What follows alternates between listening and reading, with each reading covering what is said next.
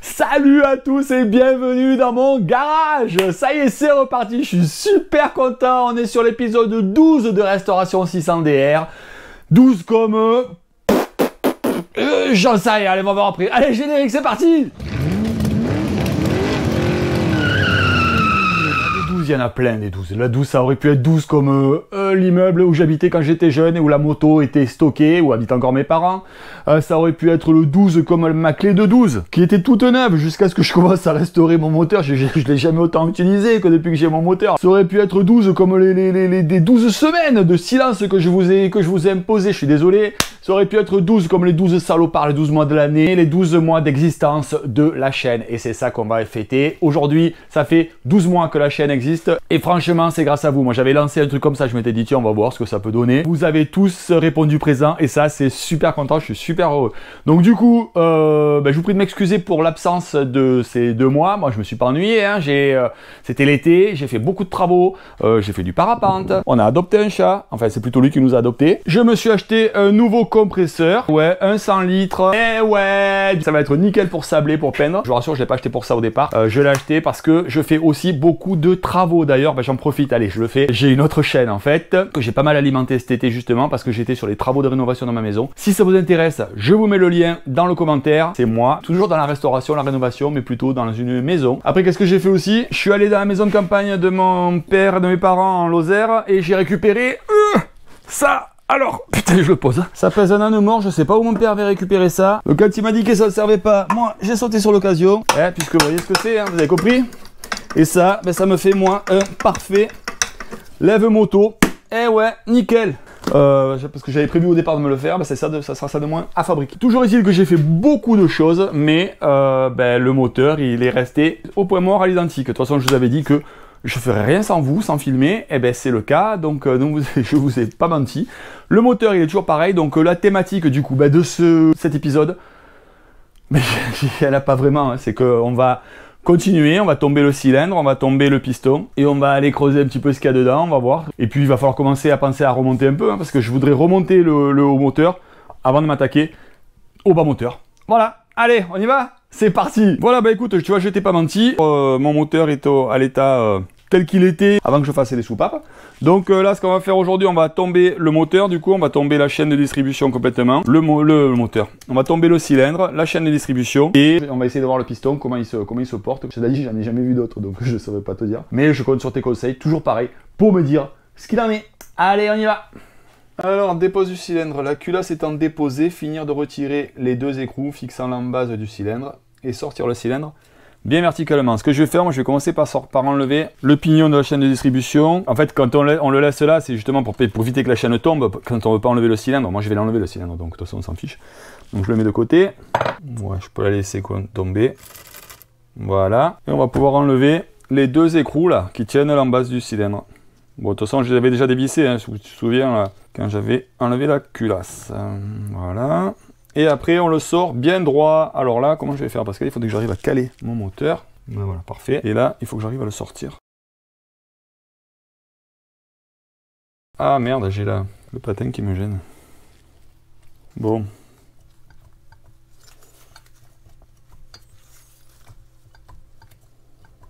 Est-ce que ça bloque là? J'ai peur que ce soit ma chaîne en fait, que j'ai laissé glisser, qui me fasse... qui m'emmerde en bas là. Ouais, non, je pense pas, hein, elle n'a pas l'air d'être bloquée. On va enlever le patin. Voilà. Voilà. Ouais. En prenant appui sur les deux goujons opposés, ça passe. Alors par contre, j'ai le cylindre le piston qui reste collé.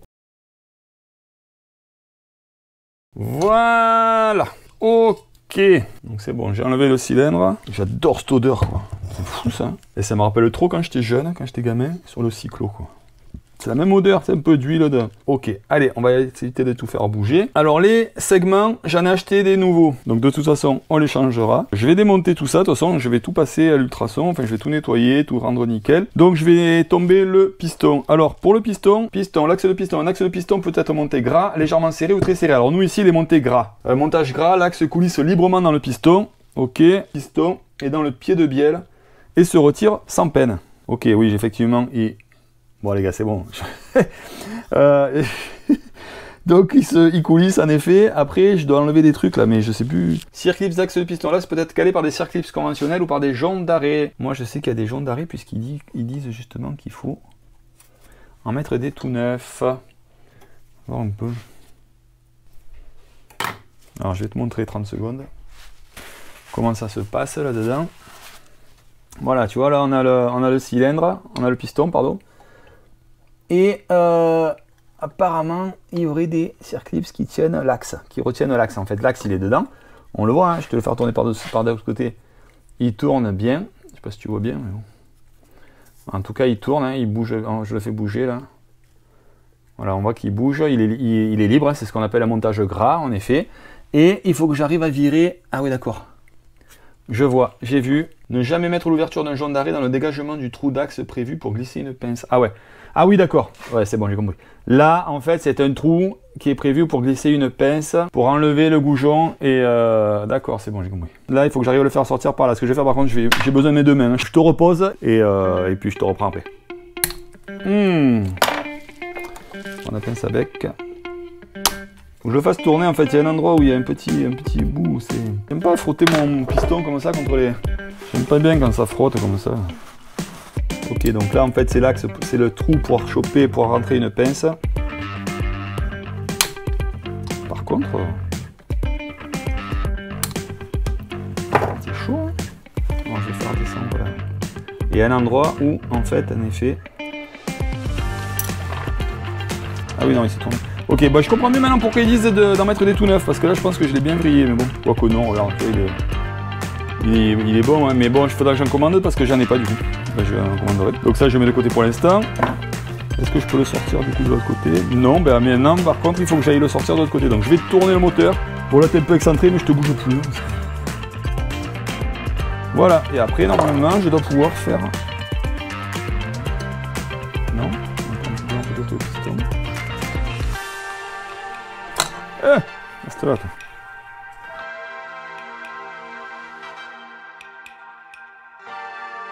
Donc là, j'essaye de le tourner un peu, voir s'il y a un sens.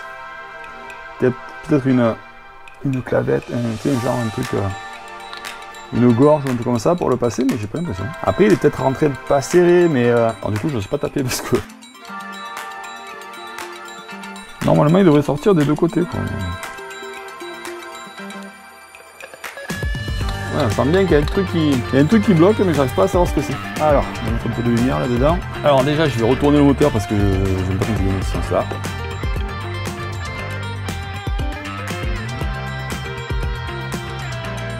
Je pense que là, il a dû s'usiner un peu le machin. Là, je sais pas, c'est un truc. Oh, regarde, ça, il est là, l'axe. Il peut bouger tranquillement, il n'est pas pris par le piston ou quoi que ce soit, c'est pas dans le... D'accord? Regarde, il bouge tranquille. Et c'est pas là que ça bouge, c'est ça qui est un problème, je sais pas où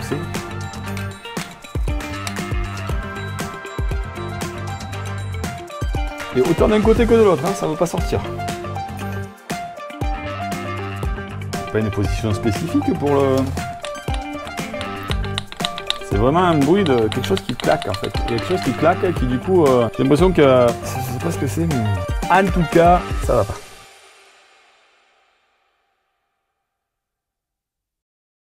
Apparemment, si on regarde la vue éclatée, il n'y a rien qui gêne, hein. Il n'y a rien qui doit gêner normalement. Donc il n'y a pas de raison que ça passe pas. Donc je pense qu'il y a un souci, il a dû se bloquer à un endroit, faire quelque chose.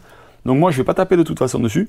Ce qui est intéressant quand tu fais de la restauration, le plus intéressant c'est justement d'arriver à s'adapter un peu et faire des trucs. Donc moi ce qui m'éclate c'est faire des outils, des trucs comme ça. Vous l'avez compris.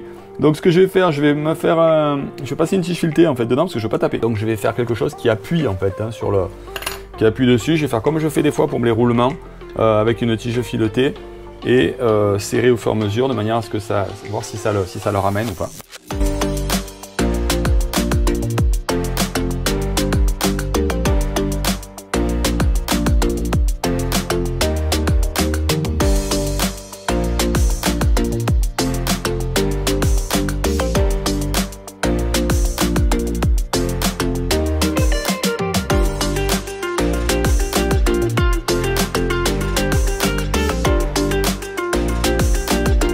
Voilà, ça y est, on le voit, il est là. J'arrive à le sortir, à le sortir. Par contre, je comprends pas pourquoi il est pas sorti en fait. Il n'y a rien qui peut le bloquer pour ça.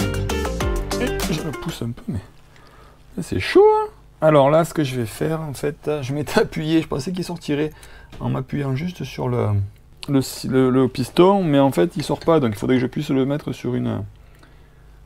Il faut que je m'appuie sur une merde. Il faut que je m'appuie sur autre chose. Il reste encore de la marge à passer. Donc c'était un peu bordel qui bloquait, je sais pas pourquoi il passe pas.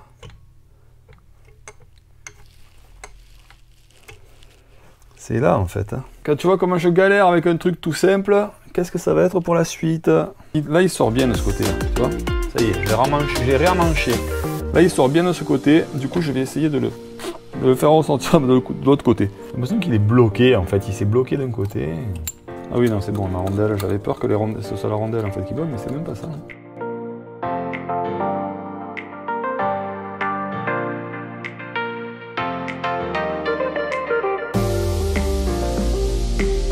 Tiens moi à gauche, je pense que l'épisode il va se terminer sur... Ça va être ça, hein, parce que le temps qui m'était imparti pour le faire, eh bien, malheureusement il est en train de s'écouler.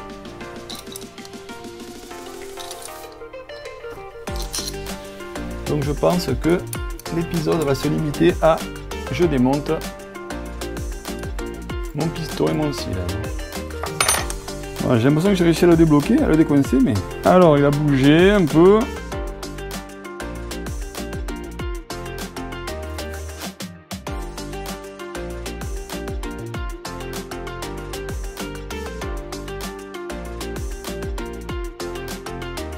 Ok, on va améliorer l'outil. Je vais prendre un truc qui me permette de m'appuyer en fait plus loin pour pouvoir le faire bien sortir parce que là en fait il sort pas complètement. Donc je vais essayer de, faut que je me trouve un truc, faut que je fasse un système en fait, un truc qui prenne appui ici en fait et pas sur le piston. Comme ça je peux le mener plus. Bon, je sais pas si tu comprends tout ce que je veux dire. Mais tu vas voir ce que je vais faire. Bon, je pense avoir trouvé ma solution pour mon outil. Regarde, j'ai mon gamin qui s'est planté en VTT et qui a plié son guidon. Là. Du coup, je vais couper là, en fait, le truc de la potence, là, et comme ça me permet de m'appuyer dessus.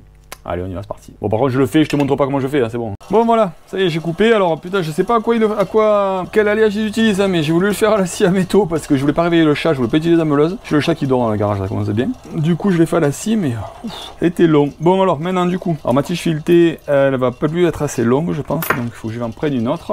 Voilà, j'ai une autre tige filetée, du coup, je vais mettre un cavalier, ça, c'est des trucs de placo. Voilà, comme ça me permettra de prendre appui. Clac, voilà, toc. Tac.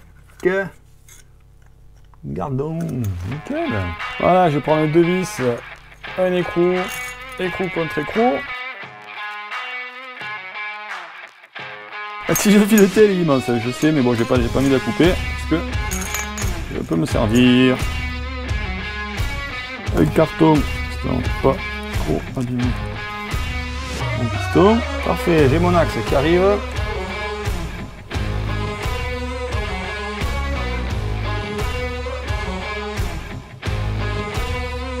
Eh ben punaise, il m'en a refait voir celui-là. Alors voyons voir, je peux voir.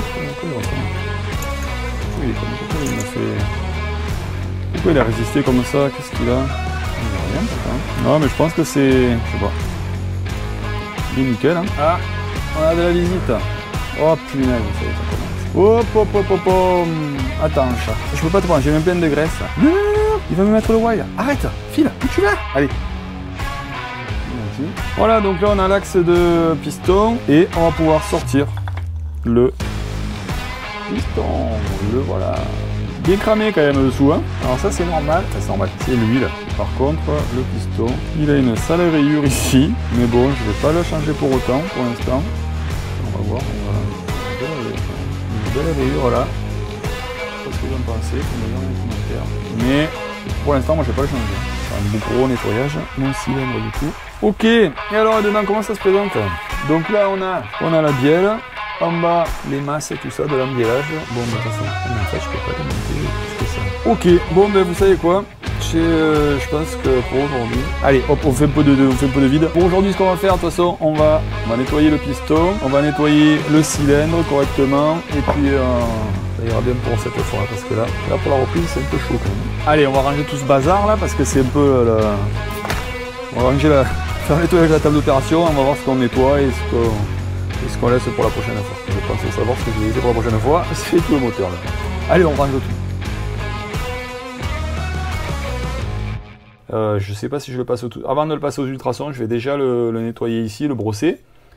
Pareil pour le cylindre, parce que je vais pas le passer au Karcher même le cylindre. Ça. Voilà, le joint, je l'enlève. Donc le joint là, ce joint là, j'en ai un autre, hein, forcément, je l'ai en fait pour le changer. Voilà, c'est celui-là, je l'ai, donc c'est bon. Déjà on va commencer par ça. Donc alors par contre les segments, je les ai. Je vais quand même vérifier que c'est les bons. Bah oui, c'est les bons, c'est les Suzuki. On va les ouvrir, on va regarder un peu comment ça se présente. Je vais pas les mettre maintenant, hein, bien sûr, hein, mais juste pour voir, pour être sûr. Ok. Voilà, donc je me suis un peu renseigné hein, sur les segments, donc pour voir un peu comment ça marche. Puis moi j'aime bien en plus, j'aime bien apprendre, j'aime bien savoir comment ça fonctionne. Donc on en a trois segments. Tu as le segment de feu en fait qui permet d'empêcher les gaz de partir dans le moteur. Le segment d'étanchéité ici qui fait l'étanchéité, donc le segment de feu c'est celui qui est au feu en fait, hein, c'est celui qui est en tête qui est devant. Celui-là il a le même rôle, mais donc disons qu'il fait juste c'est la deuxième lame en fait, hein, qui coupe le pôle avant qu'il ne se rétracte. Et en dessous, ça c'est les segments racleurs en fait, avec des lèvres métalliques. Et à l'intérieur, il y a une espèce d'anneau d'expansion, des lèvres métalliques et un segment d'expansion qui va permettre de racler l'huile qui se trouve en fait dans le cylindre. En fait, l'huile ne doit pas monter hein, normalement. Il faut que l'huile doit rester au niveau du cylindre en bas, dans l'embiellage. Ce segment-là permet de ramener l'huile ou dans les scènes tout petit peu, juste pour lubrifier, mais c'est tout. D'ailleurs, on voit que moi, tu vois, ça c'est de l'huile brûlée, hein, donc je pense qu'en fait la segmentation n'était pas terrible. Du coup, ça va faire du bien de le refaire. Voilà, parce que je pense que le cylindre il est bon, hein, il est nickel, il est pareil. Pas besoin de le réaliser, je pense. Enfin, oui, même s'il y avait besoin, on va pas le faire parce que ça coûte un bras. Allez, on va nettoyer tout ça de toute façon maintenant, et puis je pense qu'on s'arrêtera là pour aujourd'hui. Je vais enlever les segments. Premier segment. Un deuxième, voilà, les deux segments, l'anneau d'expansion. Ah ouais d'accord, en fait tu vois il y a des trous. Il y a des trous là qui permettent quand même de lubrifier. Il y a des petits trous là, il y a de l'huile qui passe là. Et qui est envoyé en fait par l'anneau d'expansion sur le cylindre pour le lubrifier. Bien, allez go, on va nettoyer tout ça. Allez, je vais mettre un coup de Karcher sur le cylindre et je reviens.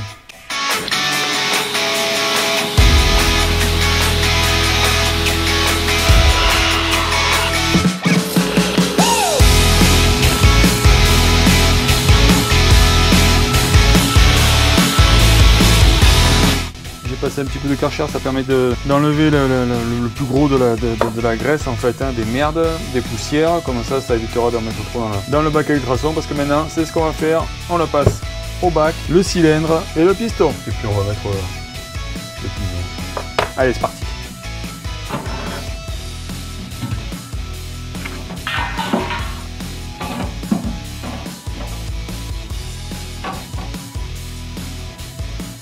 Bon, mon cylindre il rentre pas complètement dedans, mais c'est pas grave.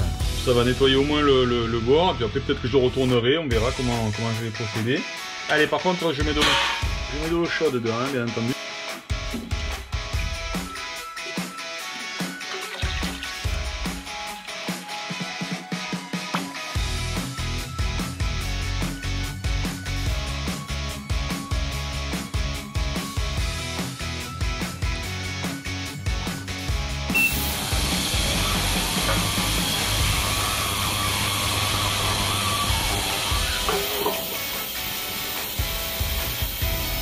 Pendant que mon cylindre se nettoie là, moi ce que je vais faire, je vais faire l'intérieur du piston là à la balayette à chiottes comme l'autre fois pour commencer un peu à enlever l'huile, comme ça va permettre de gagner.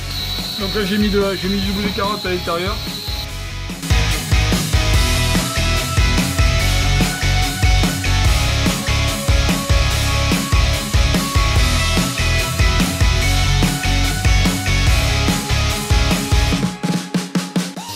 On va laisser agir au W40, on verra ce que ça donne après. Alors, qu'est-ce que ça a donné pour le cylindre?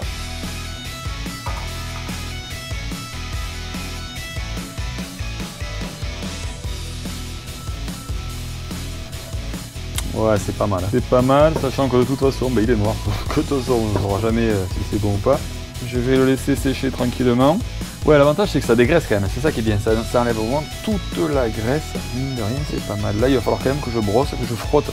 Là, je vais frotter pour enlever toute la merde, ça c'est tous les bouts qui restent de joint en fait. Hein. Ouais, ça part pas aux ultrasons quand même ça. Hein. Mais je pense que je repeindrai. Et là, je vais enlever toute la... Je vais brosser tout ça pendant que le piston, il trempe. Pour le piston, je vais garder le même bain, hein. C'est pas grave, de toute façon, je veux pas non plus avoir un truc super nickel. On va mettre le pignon, le patin de la chaîne de distribution. Ça mange pas de pain.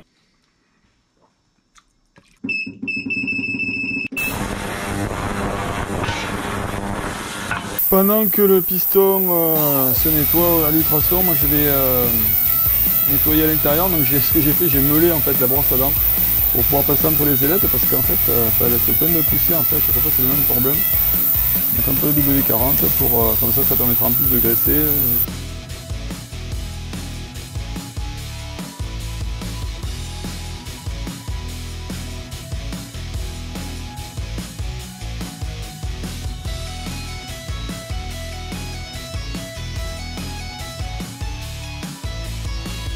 Bon mais voilà, moi j'arrive pas à mieux hein, au niveau du piston et de toute façon il y a encore des marques de brûlés, hein, mais bon je peux pas non plus le rendre nickel, donc il va rester comme ça.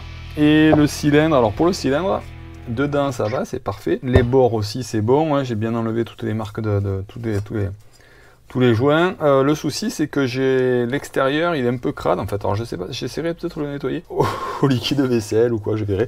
De toute façon, moi ce qui m'intéresse pour l'instant, je pense que je le repeindrai. Donc il faut déjà que j'arrive à trouver une solution, une méthode pour le repeindre. Si vous avez des idées, ben n'hésitez pas à me le mettre dans les commentaires. Voilà donc bah écoutez, c'est la fin de cet épisode du coup, parce que ben moi ça y est, il fait nuit et j'ai plus de temps à louer.